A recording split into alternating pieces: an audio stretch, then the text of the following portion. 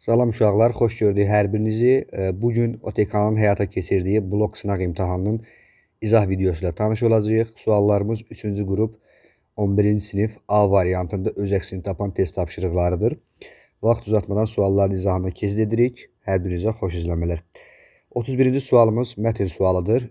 Mətni oxuyub və onun nəticəsini tapacağıq. Bilirsiniz ki, həmişə belə mətn suallarında mütləq mənada ipucuları olur və o ipucularına diqqət etmək lazımdır. Mətni oxuyuruq. 13-cü əsrin sonlarında indiki Pakistan və ona bitişik ərazilərə soxulmaq istəyən Monqollara qarşı mübarizə davam edirdi. Monqol hücumları arasında fasilə yarandıqda hakimiyyətə yeni sülalə gəldi. Artıq bizə məlumdur söhbət nədən gedir. Bu mətndə söhbət Dehli Sultanlığından gedir və Dehli Sultanlığında 13-cü əsrin sonlarında hakimiyyətə Xələclər sülaləsi gəlmişdi və biz Xələclər sülaləsinin nümayəndəsi olaraq mövcud dərsliyimizdə Əlaəddin Xələcin adını tanıyırıq, düzdürmü? Ən azından ilk olmasa da adına ilk rast gəldiyimiz Əlaəddin Xələcdir. İndi mətndə bəhs edilən proseslərin nəticəsində əlbəttə ki, bilirsiniz ki, Əlaəddin Xələcin dövründə Hindistan ərazisinə Monqol hücumlarının qarşısı tamamilə alınır. Yəni söhbət D variantında öz əksini tapan fikirdən gedir. Düzgün cavabımız D variantı olacaq. Deməli, Hindistan ərazisində yeni türk dövlətinin yaranması bu Əlaəddin Xələcin dövrünə aid deyil. Abbasi xəlifəsi Sultan hakimiyyətini tanıdı. Bu Şəmsəddin el tutmuşdur. Böyük Moğol dövlətindən burada söhbət getmir. Məmlüklər sülaləsinin hakimiyyəti dövrü başa çatdıysa, bu deməli bizim doğru cavabımız olmayacaq. Monqol hücumlarının qarşısı tamamilə alındısa doğru cavabımız olacaq. Yəni 31-ə cavab D oldu.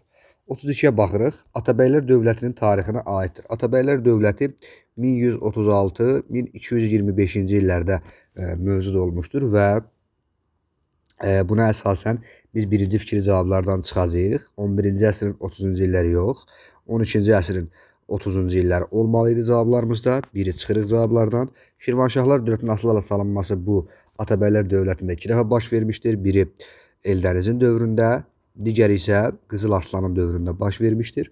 Dəbir şəhərinin azad edilməsi bu da Eldənizin dövrünə aiddir. Şəmsəddin Eldənizin. Tiflis müsəlman əmirliyinin məğlub edilməsi bu fikir yanlışdır. Bütün Azərbaycan torpaqlarının birləşdirilməsi də bəli, Şirvanşahların tabe edilməsi ilə bu proses baş vermişdir. Yəni doğru cavab olacaq 2, 3, 5. 33-ə baxırıq. Akkoni dövlətindən fərqli olaraq Qaraxanlı və Qəznəliyə aid uyğunluğu müəyyən edəcəyik. Akkoni dövlətindən Axund dövlətindən fərqli olaraq Qaraxanlı dövləti əlbəttə ki, Aşina türk soyuna mənsub olmuşdur. Bu bizim doğru cavablarda olmalıdır. İslam dinini qəbul etmişdi. Bu da bizim doğru cavablarımız içərisində olmalıdır. Yəni Qaraxanlı dövləti İslam dinini qəbul edən ilk türk dövlətlərindən, türk sülalələrindən biri hesab olunur. Mərkəzi Asiyada meydana gəlməsi isə hər ikisi üçün oxşar xüsusiyyətdir. Artıq biz cavabımızı tapdıq. D-ni yox. A-da çıxırsan cavab olur. D variantı. Qəznəliyə də baxırıq. Qəznəli dövləti Hindistanın bir hissəsini tabe etmişdir. Bu hər ikisinə aiddir. Oxşar xüsusiyyətdir. Axunlar Mihraqul xan dövründə, Mihraqul. Qəznəlilər isə Sultan Mahmudun dövründə, hətta Sultan deməyək, Mahmud Qəznəlinin dövründə. Çünki Hindistandan sonra ona Sultan titulu verilmişdi. Samanilərə qarşı mübarizə. Bu da 100% doğrudur. Deməli, Samanilər dövləti zaten 875-ci ildə yaranıb, Axunları görə bilməz. Abbasilər xilafətinin zəifləməsi nəticəsində yaranmışdır. Bəli, Mərkəzi Asiyada yaranan türk dövlətlərindən biri idi. Qəznəli, o birisi Qaraxanlı və Samanilər dövləti. Deməli, cavab olacaq D variantı. 34-ə baxırıq. Daş dövründən fərqli olaraq bizə nə lazımdır? Tunc və Dəmir dövrlərində baş verən proseslər lazımdır. İnsanlar əkinçiliklə yanaşı sənətkarlıqla da məşğul olurdular. Bu hər 3 dövr üçün belə deyək, oxşar xüsusiyyətdir. Aydınmı? Mezolitdən etibarən, yəni əkinçilik mezolitdə yaranır. Ondan sonraki dövrlərin hamısında var. Əkinçilik, sənətkarlıqda neolitdə var və ondan sonraki dövrlərdə var. Təsərrüfatda xışdan istifadə edirdilər. Bu bizim doğru cavablarımız içərisində olacaq.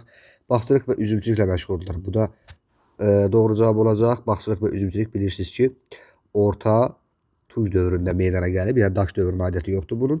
Oturaq həyat tərzi sürürdülər. İnsanlar artıq neolit dövründən, yəni yeni daş dövründən etibarən oturaq həyat tərzi sürürdülər. Bu da ortaq xüsusiyyətdir. 5-ə baxırıq. Dini ayinləri həyata keçirmək üçün ibadət evləri də bilirsiniz ki, erkən Tunc dövrünə aiddir və doğru cavabımız olacaq 2, 3, 5 və C variantı. 35-ə baxırıq. Qədim Hindistana aid olanları müəyyən edəcəyik. Makedoniyalı İskəndərin hücumu istisnasız doğru cavablar içərisində olmalıdır. Romanın işğalçı hücumlarına qarşı mübarizə aparılması. Roma Hindistana hücum etməyib. Eradan əvvəl 2-ci minillikdə ərazisində köçəri ayrı tayfalarının məskunlaşması. Bu doğrudur və bunun nəticəsində bilirsiniz ki, vahid Hind xalqı formalaşmışdır. Sonra 4-ə baxırıq. Eradan əvvəl 2-ci əsrdə Maurya sülaləsinin hakimiyyətinə son qoyulmuşdur. Bəli, bu da eradan əvvəl 180-ci ildə baş vermişdi. 6-cı əsrdə şimal-qərb ərazilərindən 3-cü daranı yox, 1-ci dara olsaydı, deməli biz bunu doğru cavab kimi götürə bilərdik. Amma burada 3-cü dara qeyd olunur. Cavab oldu D variantı. 36-ya baxacağıq. Xəritədə ulduzla işarələnmiş rayonlarla bağlı ortaq cəhəti müəyyən edin. Xəritədə ulduzla işarələnmiş ərazidir. Burada PDF-də biraz qarışıq düşüb. Yaxınlaşdıranda biz Xocalı və Xocavənd ərazisinin olduğunu görə bilirik. Yəni burada biz Xocalı və Xocavəndi qeyd edəcəyik ki, daha rahat formada testi tapa bilək. Bəli. Xocalı lokal antiterror əməliyyatları nəticəsində ərazisi tam şəkildə azad edilmişdir. Bu bizim doğru cavablarda olmalıdır. Bilirsiniz ki, sentyabr ayındakı 2023-cü ildə baş vermiş antiterror əməliyyatları nəticəsində bu ərazilər azad edilmişdi. Xankəndi, Xocalı, Xocavənd, Ağdərə və sair kimi ərazilərimiz 10 noyabr 2020-ci il bəyanatı ilə Azərbaycana qaytarılmışdı. Bu yanlışdır. 10 noyabr deməli bəyanatı ilə Azərbaycana qaytarılan Laçın, Ağdam və Kəlbəcər olub. Bunu çıxdıq cavablardan. Sonra Vətən müharibəsindən sonra ərazilərində hava limanı açılmışdı, inşa edilmişdi. Bu yanlışdır. Ən azından Xocavənddə hava limanının olmadığını biz bilirik. İkinci Qarabağ, artıq baxın cavabımızı tapmış olduq. İkinci Qarabağ müharibəsi gedişindədir. Mərkəzində Azərbaycan bayrağı dalğalanır. Bu yanlışdır. Biz qeyd etdik ki, bu ərazilər İkinci Qarabağ müharibəsindən sonraki dövrdə azad edilib. Birinci Qarabağ müharibəsində əraziləri tam şəkildə işğal edilmişdir. Bəli, bu doğrudur. Burada cavab A variantı olacaq 36-da. 37-yə baxırıq. Uyğunluğu tapacağıq. Qarabağ və Quba xanlığına aid 19-cu əsrin 30-cu illərində, yəni 1830-lardan söhbət gedir, müstəmləkə zülmünə qarşı üsyan baş verməsi. Bu 1837-ci ildə deməli Qubada baş vermişdi. Bəli, burada heç bir problem yoxdur. Amma xanlığın tarixinə aid deyil. Burada diqqətli olmaq lazımdır. Onu çaşdırmaq üçün veriblər bu variantı sizə təbii ki. Sonra baxırıq B-yə. Urmiya xanlığından Astala düşməsi. Bəli, bax verilmiş xanlıqlar içərisində Qarabağ xanlığına aiddir bu. Qarabağ xanlığı 1759-63-cü illərdə deməli Urmiya xanlığından asılı vəziyyətdə olub. 1-ə B-ni əlavə edəcəyik. Sonra Georgiyevsk şəhərində Rusiya ilə müqavilə imzalanması da Georgiyevsk müqaviləsi 1802-ci ildə imzalanmışdı və Azərbaycan xanlıqlarından Quba və Lənkəranı biz qeyd edəcəyik. Burada isə Quba xanlığı verildiyinə görə doğru cavab kimi qəbul edəcəyik. 2-yə C-ni əlavə etdik. Səfəvilər dövlətinə qarşı mübarizə aparması. Bilirsiniz ki, xanlıqlar Səfəvilər dövlətindən sonraki dövrdə yaranmışdı. Nəinki Səfəvi dövləti, hətta Əfşarlar dövlətinin dağılması, parçalanması nəticəsində meydana gəlmişdir və məntiqi cəhətdən də Səfəvi dövlətinə qarşı hər hansı bir mübarizə aparmaqları doğru olmaz. Deməli, artıq biz cavabımızı tapmış olduq. Rusiya ilə Kürəkçilər müqaviləsi imzalanması da istisnasız Qarabağ xanlığına aiddir. 1805-ci ildə Qarabağ və Şəki xanlığı Rusiya ilə Kürəkçilər müqaviləsi imzalanmışdı. Ondan sonra Şamaxı da Kürəkçəyə bənzər belə deyək, maddələrlə, bəndlərlə Rusiya ilə müqavilə imzalamışdı. Cavab oldu 1-ə B-yi, 2-yə C, yəni D variantı. Aydındır. Baxın, görürsünüzmü? A variantı burada biraz diqqətsizlik eləsəz B variantı seçmək olardı. Amma biz diqqətli olduğumuza görə D-ni seçmişik. Afərin sizə uşaqlar. 38-ə baxırıq. Qədim Romanın, baxın diqqətli olun, burada da 2-ci əsr tarixi soruşur. Bizim eranın 2-ci əsrindən söhbət gedir. Eradan əvvəl yox. Xristianlığın rəsmi din kimi qəbul edilməsi bu Albaniya tarixi ilə eyni ildədir. 313-cü ilə aiddir. Yəni 4-cü əsrdir. Albaniya dövləti ilə diplomatik əlaqələr saxlanılması, bəli, elə bu cavabımız olacaq. Məsələn, ən azından biz Adrianla bunu deyə bilərik, uyğunlaşdıra bilərik. Adrianda 2-ci əsrdə hakimiyyət olubdur. Respublika idarə quruluşunun yaradılması eradan əvvəl 509, yəni 6-cı əsrə aiddir. Yunanistanın tabe edilməsi bu eradan əvvəl 146-cı ildir, yəni 2-ci əsrdir. Amma eradan əvvəl 2-ci əsr diqqətli olmaq lazımdır. Vətəndaş müharibəsinin baş verməsi isə yanlışdır. Vətəndaş müharibəsi eradan əvvəl 1-ci əsrdə baş vermişdi. Cavab olacaq B variantı. 39-a baxacağıq. 39-da sazilər və salarilər dövlətlərindən fərqli olaraq rəvvadilər. Yəni bizə elə xüsusiyyət lazımdır ki, bu rəvvadilərdə olsun, o birlərdə olmasın. Düzdür? Bəli. Baxırıq. Şirvanşahlar dövlətini özündən asibətə salması. Bu sazi və salarilərin rəvvadilərdən fərqidir. Testin şərti ödənmir. Səlcuqların hücumuna məruz qalmışdır. Bəli. Belə doğru cavab bu olacaq. Məsələn, 1054-cü ili biz göstərə bilərik. Zaten Səlcuqların hücumu olsa rəvvadilər aid ola bilər də, düzdürmü? Sazilər və salarilər zaman baxımından Səlcuqlarla üst-üstə düşmürlər. Azərbaycanın cənubunda yaranması hər üçün aiddir. Oxşar cəhətdir. Bütün Azərbaycan torpaqlarını əhatə edirdi. Bu sazlərlə salariləri qeyd etmək olar müəyyən dövrlər üçün. Şimal sərhədini möhkəmləndirmək üçün Dərbənd səddinin təmir edilməsi sazilərə aiddir. Cavab olub B variantı. Sonra 40-cı sualımızda 15-ci əsrdə Teymurilər dövlətindən fərqli olaraq Osmanlı. Baxın, burada da bizə Osmanlı dövlətinin adından xüsusiyyət tapmaq lazımdır. Həm də 15-ci əsr olmalıdır. Diqqətli olursunuz. Qızıl Ordu dövləti ilə normal münasibətlərin qurulması. Bu demək olar ki, yox, bu Teymurilər dövlətindən fərqli xüsusiyyət deyil. Daha doğrusu Teymurlərin Osmanlılardan fərqidir. Şeyin dövründə, Əbu Səidin dövründə, yox, üzr istəyirəm, Şahrukun dövründə bilirsiniz ki, Qızıl Ordu ilə və Osmanlı ilə normal münasibətlər qurulmuşdur. Osmanlı haqqında isə bizim 15-ci əsrə aid hər hansı belə bir məlumatımız yoxdur. Aydınmı? Ona görə cavab A-nı çıxacaq. Bu Teymurlərin Osmanlıdan fərqidir. Sonra B-yə baxırıq. Səfəvilər dövləti tərəfindən məğlub edilməsi. Səfəvilər 1501-ci ildə yaranıb dövlət olaraq və bu 16-cı əsrə təsadüf edir. Bizə 15-ci əsr lazımdır. Akkoyunlu dövlətinin məğlub edilməsi, bəli, cavabımız bu olacaq. Deməli, 15-ci əsrdə Akkoyunlularla həm Teymurilər, həm də Osmanlılar vuruşublar. Teymurilərlə Akkoyunlu dövləti arasında 1468-69 ilə baş verib döyüş. Dövlət olaraq götürsək, Osmanlı ilə də Akkoyunlu arasında 1472 və 1473-cü illərdə deməli Beyşəhir, ardınca Malatya və Otluq belə döyüşlərini qeyd edə bilərik və bu döyüşlərdə nə olmuşdu? Teymurilər məğlub olmuşdu, amma Osmanlılar qalibdir. Yəni 68-69 döyüşdə Teymurilər məğlub olmuşdu. Osmanlılar isə qalib gəlmişdi. Deməli, Akkoyunlu dövlətinin məğlub edilməsi Osmanlıya aiddir. Teymurlara aid deyil. Paytaxt şəhərinin dəyişdirilməsi bu hər ikisi üçün oxşar cəhətdir. Şahrukun dövründə paytaxt 15-ci əsrdə Herata köçürülüb. 2-ci Mehmetin dövründə paytaxt sonradan adlandırılan, yəni Konstantinopola, İstanbula köçürülüb. Monqol yürüşlərinə məruz qalması yanlışdır. Cavab olur C variantı. Sonra 41-ə baxırıq. Səbəb-nəticə əlaqələrinə aid düzgün cavabı tapacağıq. Saint-Germain müqaviləsinin imzalanması Almaniya Avstriya ilə birləşməmək öhdəsini götürdü. Bu fikir doğru fikirdir, amma Saint-Germain müqaviləsinə aid deyil. Bu Paris sülh müqaviləsinə aiddir. Millətlər Cəmiyyətinin mandat sistemi yaradıldı. İngiltərə yaxın şərqdə bəzi ərazilər nəzarət ələ keçirir. Həm İngiltərə, həm Fransa. 2 doğru cavabdır. Washington konfransı çağırıldı. 1922. 92 yazacaqdı, biraz qaldı. 1922. Fransa, Albaniya və Belçika sərhədlərinin təhlükəsizliyi bu yanlışdır təbii ki. Bu hara aiddir? 1925 Reyn təminat paktına deməli aiddir. Reyn təminat paktı. 3-ü də çıxırsan artıq cavab tapıldı.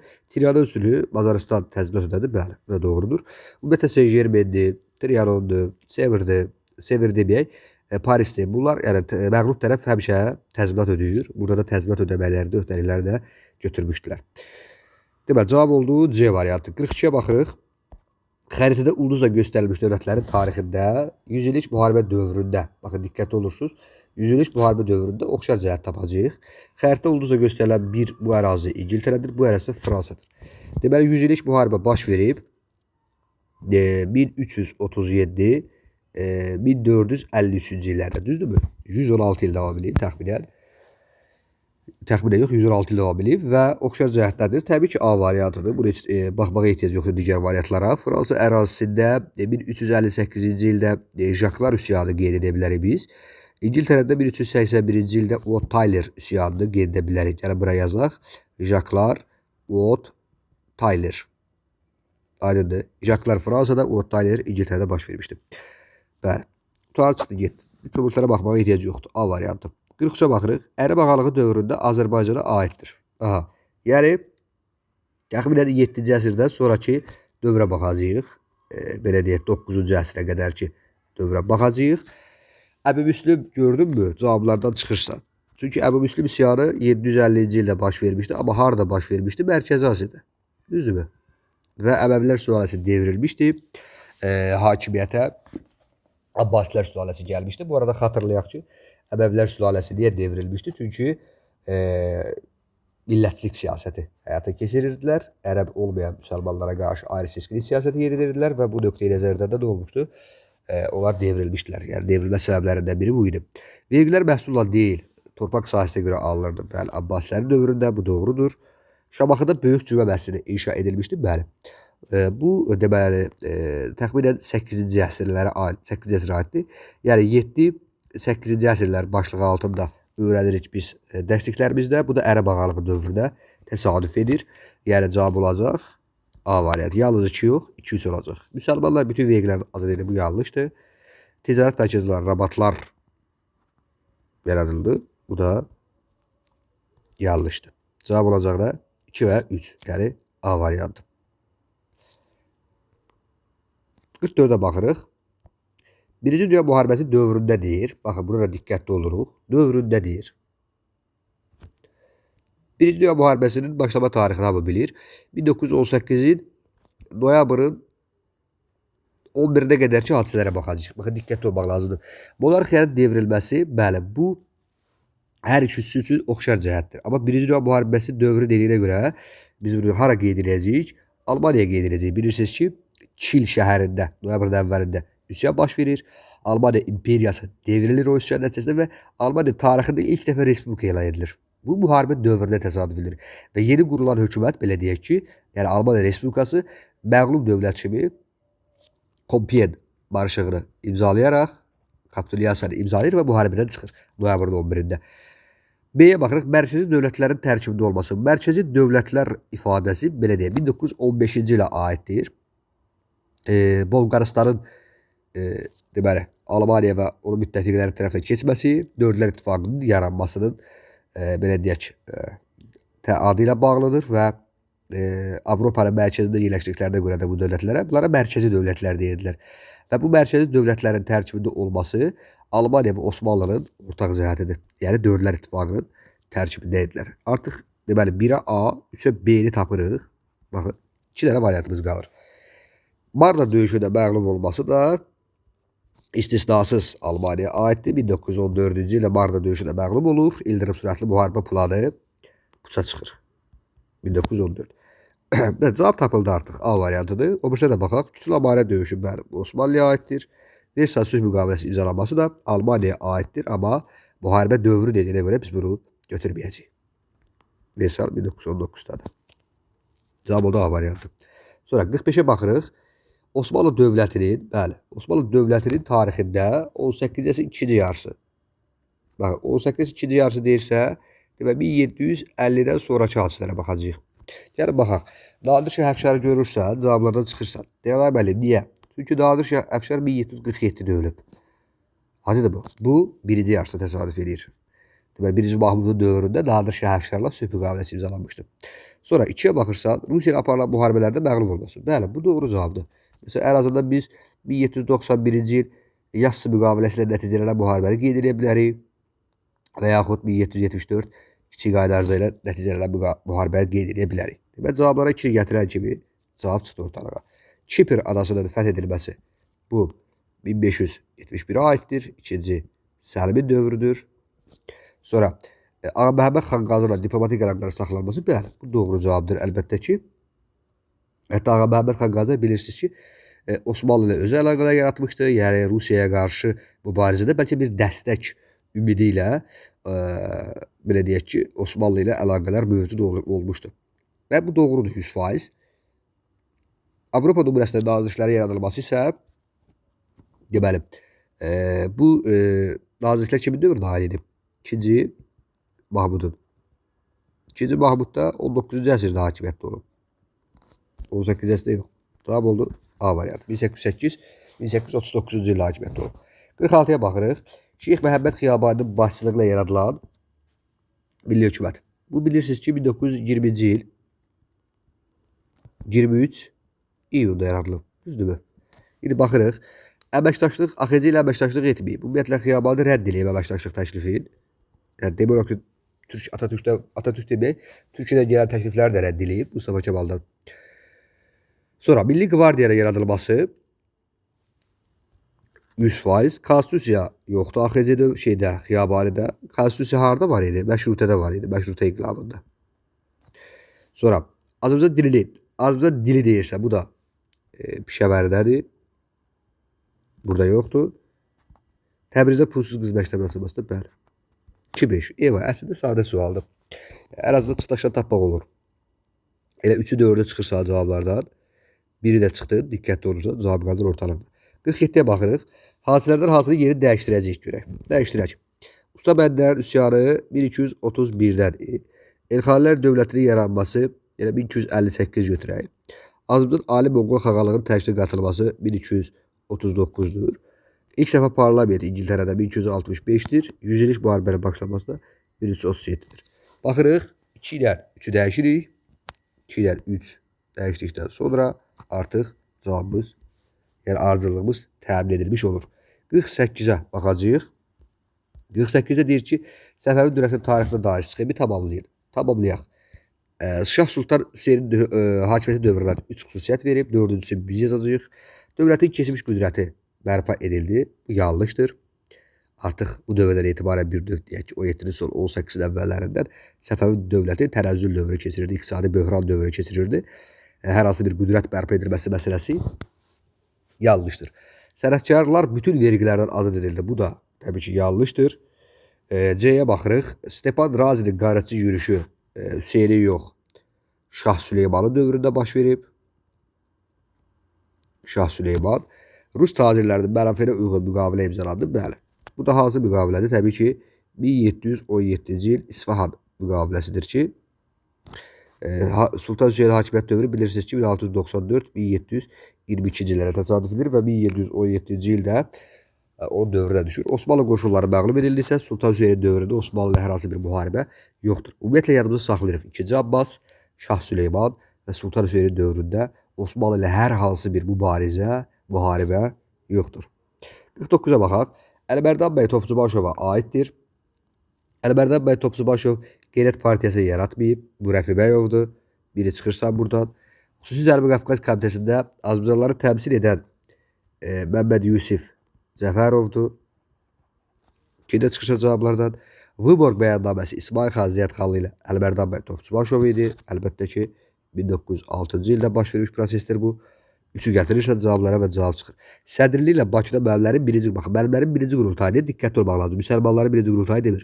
Müəllimlərin birinci qurultayı desə Həsən bəy Zərdabi və Nəriman Nərimanovun adı ilə bağlıdır ki, 4-də çıxırsa cavablardan 5-də qalır cavablarımız. Sərsə Tiflis Sülh Konfransında Daşdaküstü Partiyası niyyətlərini ifşa etmişdir. Bəli, bu təxminən 20-ci əsrin əvvəllərində erməni soyqırımlarla bağlı olan məsələdir ki, 1905-6-cı illərdə baş vermiş prosesdir və biz burada Əlibərdan bəy Topçubaşovun adı ilə yanaşı Əhməd bəy Ağayevin də adını qeyd edə bilərik.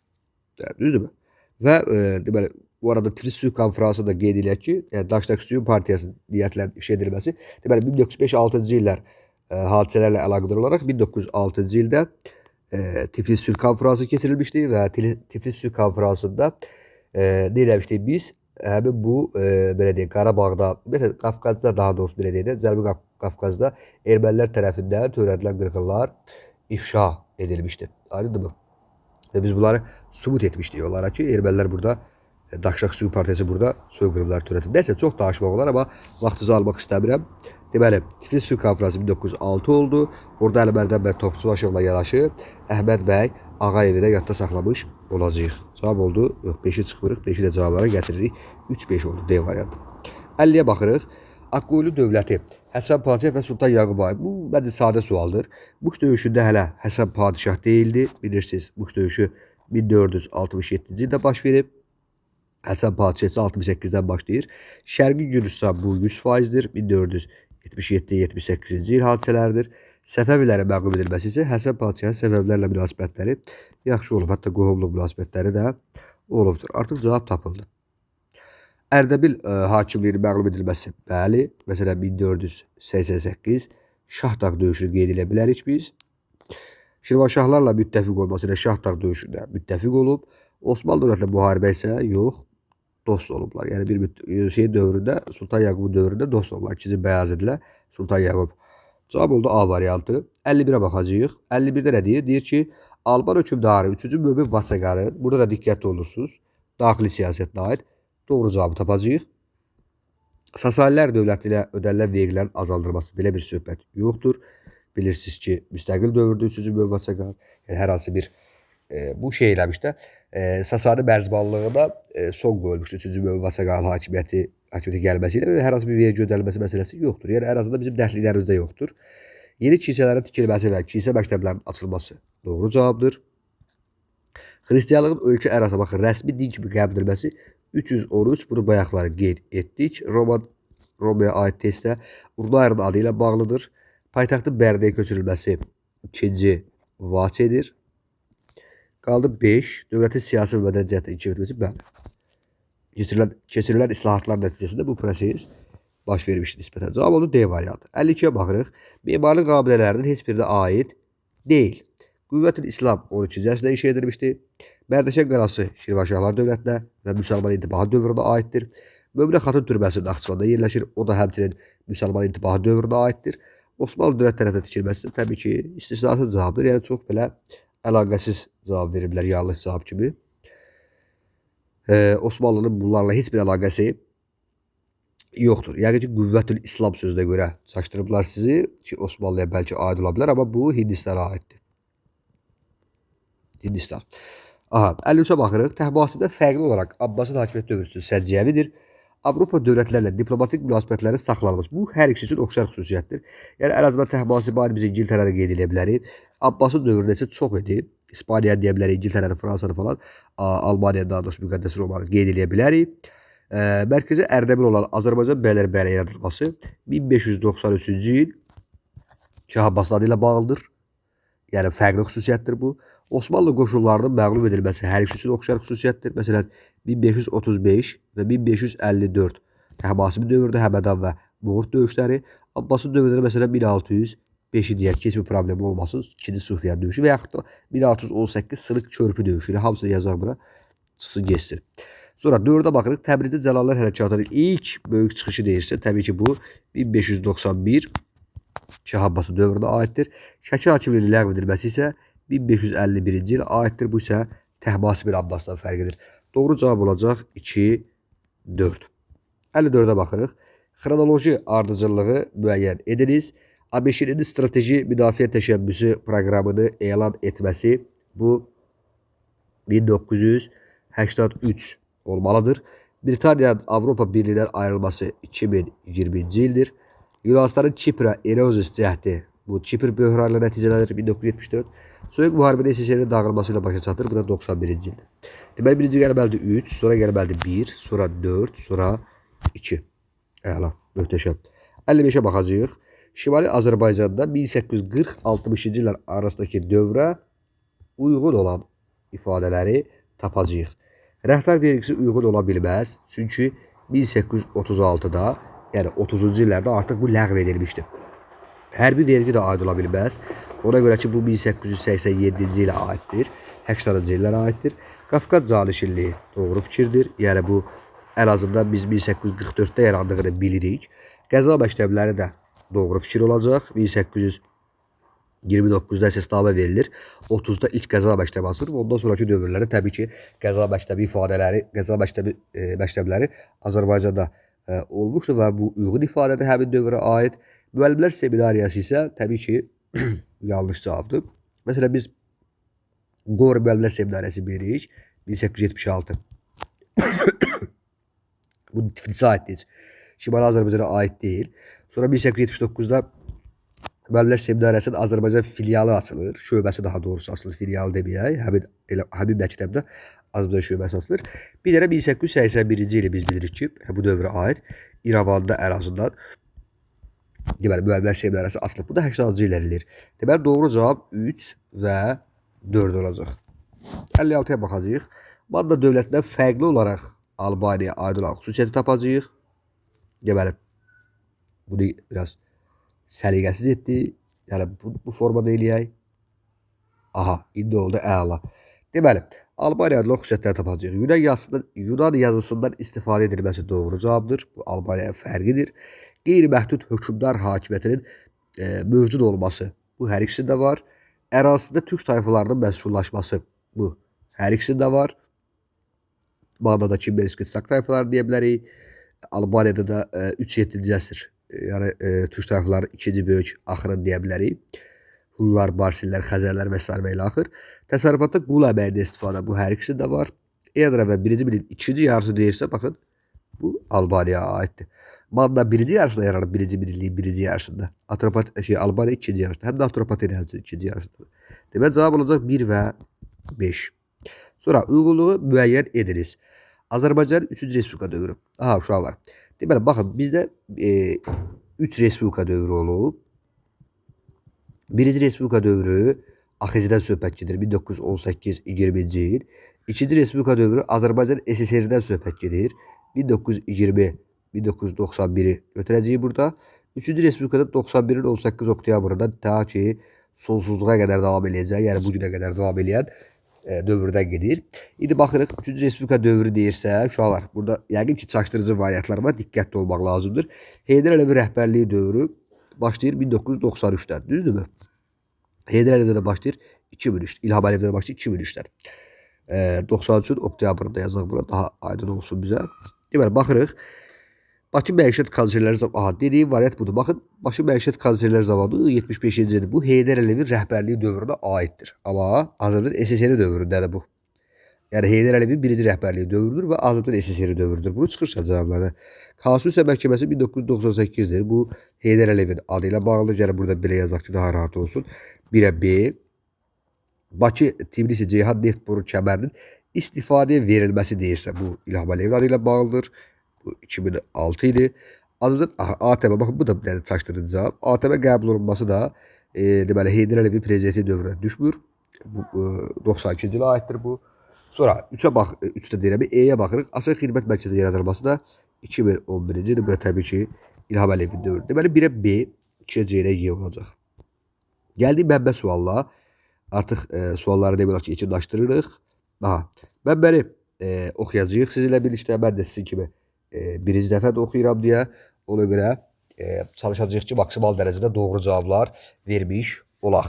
Deməli, baxırıq, Rusiya imperiyasının dağılmasından sonra Cənubi Qafqada yaranmış Ermənistan. Buranı fırlayarsınız uşaqlar, bu hissəni. Bu hissəni fırlayarsınız, hər hansı problem olmasın. Deməli, Rusiya imperiyasının dağılmasından sonra Cənubi Qafqada yaranmış Ermənistan Respublikası qonşu dövlətlərə Azərbaycan və Gürcüstana qarşı ərazi iddialarına çıxış etməyə başladı. Azərbaycan İrəvan şəhərinin siyasi mərkəz kimi ermənilərə güzəşt edilməsi onları şirnikləndirdi. Xalq Cümhuriyyəti olduqca mürəkkəb daxili və beynəlxalq şəraitdə Ermənistanın ərazi iddialarını rədd edirdi. Ərazi bütövlüyünü təmin etmək üçün Cümhuriyyət hər tərəfli iş aparır, mümkün olan bütün tədbirlər görürdü. Aha. Ermənilər Azərbaycana qarşı ərazi iddialarını qaldırır, xəritə tələb edir, bununla kifayətlənmir. Aha. Təxmini minlik söhbətinə girir. Baxın, sonuncu cümlədə deyir, bəhs edilən problemin həlli üçün Azərbaycan Xalq Cümhuriyyəti hökuməti gördü. İnzibati tədbirlərdən, baxın, inzibati tədbirlərdən biri deyir, yaz. İnzibati deyirsə, burada söhbət ermənilərin Qarabağda həyata keçirdikləri separatizmdən söhbət gedir. Orada həyata keçirdikləri soyqırımdan söhbət gedir. Və inzibati tədbir olaraq təbii ki, biz burada yaza bilərik. Əlbəttə ki, 1919-un deməli, yanvar ayında, düzdürmü? Yanvar ayında Qarabağ general qubernatorluğu yaza bilərik. Qubernatorluq. Bu oldu bizim 100% doğru cavabımız. 59-a baxırıq. Mənbədə bəhs edilən separatizmə qarşı aparılan mübarizənin nəticələrindən ikisi. Yəni yenə də qeyd edirik ki, AXC hökumətinin, yəni Azərbaycanın ermənilərə qarşı apardığı, Qarabağda apardığı mübarizənin nəticələrini yazacağıq burada. Məsələn, burada bir çox nəticə yazmaq olar. Birinci nəticəyə ikisini deyirsə, məsələn, birinci nəticədə yazmaq olar. Boğazım qızıqlandı. Deməli, məsələn, yazmaq olar da. Mən məsələn ağlıma gələn ilk bu erməni Qarabağdakı erməni əhalisinin dinc erməni əhalisində söhbət gedir təbii ki. AXC hakimiyyəti tanımasından söhbət gedir. Tanıması hətta saziş də imzalanmışdı 1919-un avqustunda. Elə bunu yaza bilərik. Deməli 1919 avqustunda Qarabağın dinc erməni əhalisinin Azərbaycana tabe olmaqla bağlı, yəni AXC-yə tabe olmaqla bağlı saziş imzalaması və Azərbaycanın hakimiyyəti tanıması. Bunu yaza bilərik 1919 avqustundakı. İkinci məsələ yaza bilərik ki, bu Erməni Milli Şurasının deməli nə idi o? Erməni Milli Şurası Azərbaycan sərhədlərindən çıxarılır, qovulub çıxarılır. Ölkə sərhədlərindən qovulub çıxarılır. Təbii ki, burada General Thompson onlara kömək eləmişdik. General Thompsonun yardımı var idi. Bunu qeyd edə bilərik.